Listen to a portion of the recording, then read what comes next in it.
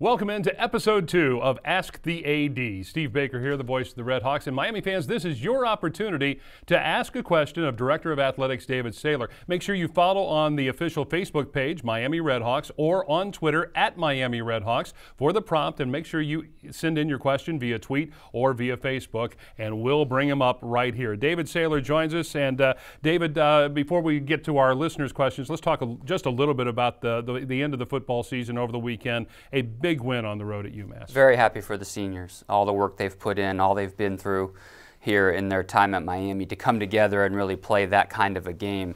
You know, in past you've seen things that have broken our will, broken our psyche a little bit in a football game, and when we had the turnover, you know, when we started to take control of the game a little bit, you started to think, oh boy, you know, here we go again. But our team was able to bounce back after giving up a quick touchdown after that turnover, drive down, get a field goal, stop them 3 and out, drive down and get a touchdown. And that's what you see, that the winning mentality that I was so excited to see from that group on Saturday, and such a great way to finish the season. A great offseason lies ahead. We'll talk a little bit about that. That's one of our questions coming up here in just a moment or two. Let's get to our questions. A couple coming from Chuck Walker. And the first one, what are your thoughts about the ESPN3 transition? Obviously doing a lot of TV with volleyball and men's and women's basketball. Well, first I want to commend you, Bake, for the job you're doing with it all, and what you've taken on, as well as your assistant Chad and all the work that you guys have put in.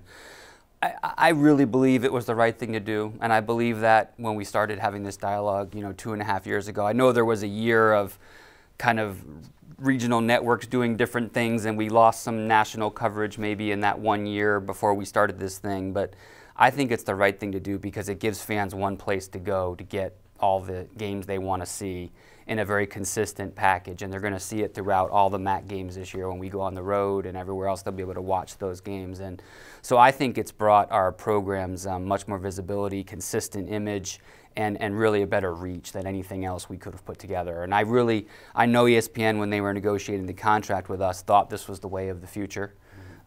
With the mass amount of content out there, I think this is certainly the way for the MAC to distribute it the best. And so I'm real excited about what it's done. And the cost really is not as much as people might have thought it was. Every school did an inventory, and ours was not as high as others that had to add some equipment, but we also got real quality equipment from ESPN. So I think it's been a great partnership and something that going forward is going to be a wonderful thing for the MAC. I agree with you completely. Chuck, another question here relating to football. We have a major rebuild going on with football. What are the realistic expectations for fans in 16 and 17?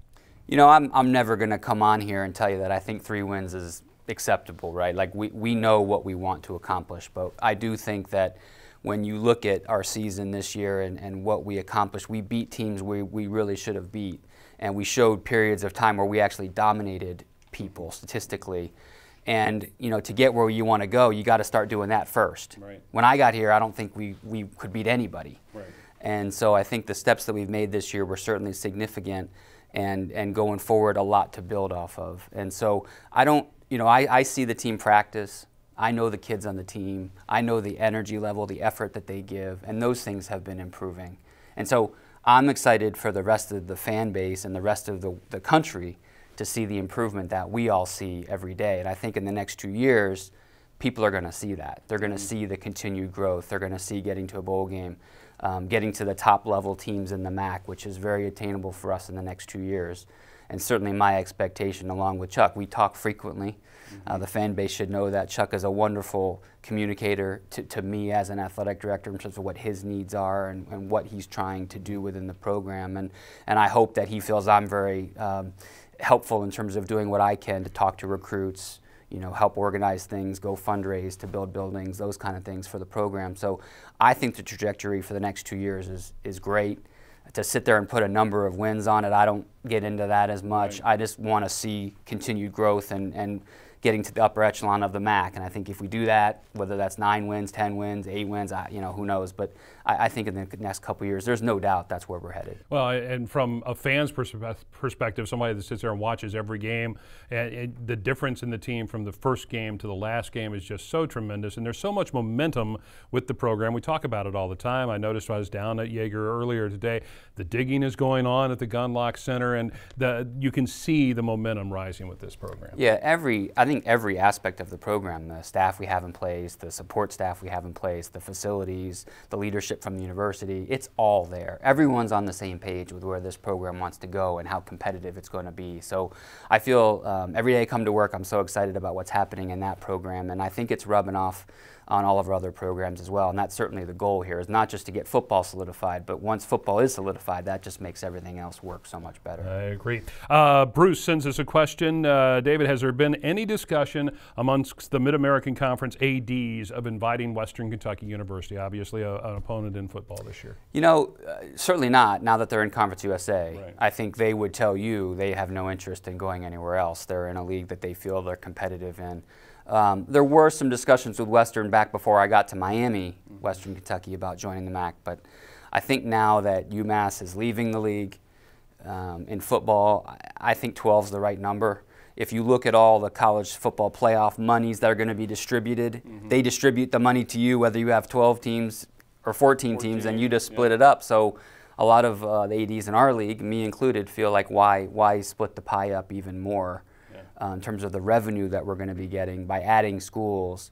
But if there are schools that add significant value from a television package, side of things, or from a competitive side of things, then we'd look at it. So I will tell you right now, Bruce, there's no talks of anything going on with anybody. Well, and I would think scheduling-wise, across all of the major sports, it just makes things so much easier and maybe enhances some of the natural rivalries within the conference. Yeah, and one thing you're going to see going forward from the MAC is that with 12-team schedule, they wanted another permanent crossover to mirror Toledo and Bowling Green, which is a permanent crossover game played.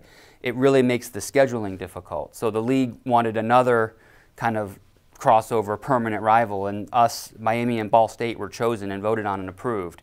So what fans are going to see every year is that every year we're going to play Ball State home and away, alternate years, just like Toledo BG do. And that allows the schedule, like you said, to be much more equitable, compact, play everyone on your side, and have the crossovers work the right way. So we look to have Ball State and look to grow that rivalry, which I think is a great thing for us, both from a home game perspective, but also for a road game. It's a place easy to get to for us. Natural rivalry should be able to be developed and hopefully continue to grow amongst the two of us. Well, we've covered all the questions here, but I've got one more for you. We talked about ESPN3, and obviously men's and women's basketball is big on that. We just had the tournament here, the Men Against Breast Cancer Challenge over the weekend with men's basketball. Women's basketball opens up with 5 in a row at home, and both of these teams are off to pretty good starts this year. Well, if fans are noticing the glut of home games, they should, because it's a concerted effort by us to really help our basketball programs get off on the right foot and build some momentum, the word you used earlier, and really get some wins under our belt, let our kids get used to winning games at home. And I feel really good about what we've seen so far, both in terms of competitive levels and statistical categories, rebounding on the women's side, and on the men's side, the turnovers that we're able to cause and really give us energy on the offensive side of the court. I feel real excited to see what Coach Coop has the rest of the way, and I continue to be excited with the kind of student athletes Cleve's bringing in and what he's building on the women's basketball side. So I know all the home games are a lot more work for our staff and everyone is affiliated with Miami Athletics, but it's such a good thing for the student athletes and such a positive for us that I think it's going to give us a lot to build off for the rest of the year, and I'm excited with what I've seen so far. Very good. David, thank you so much. Appreciate it. Director of Athletics David Sayler joining us, and that'll do it for episode 2 of Ask the AD. Remember to watch for your prompt to either tweet or send in your questions via Facebook on our next show coming up in just about a month from now. For David Sayler, I'm Steve Baker. Thanks for watching.